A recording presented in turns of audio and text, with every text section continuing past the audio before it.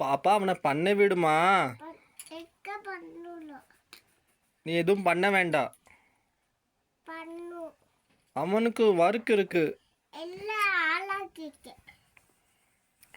நீ சும்மா இருக்க மாட்டானே. நீ உன் வேலையை மட்டும் பாரு.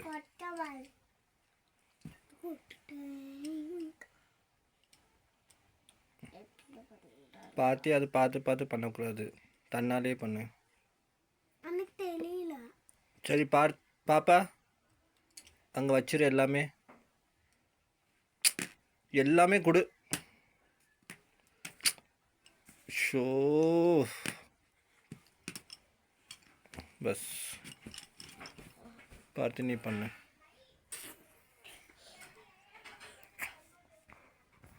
என்ன பண்ணுறீங்க? ஓகே பண்ணுங்க.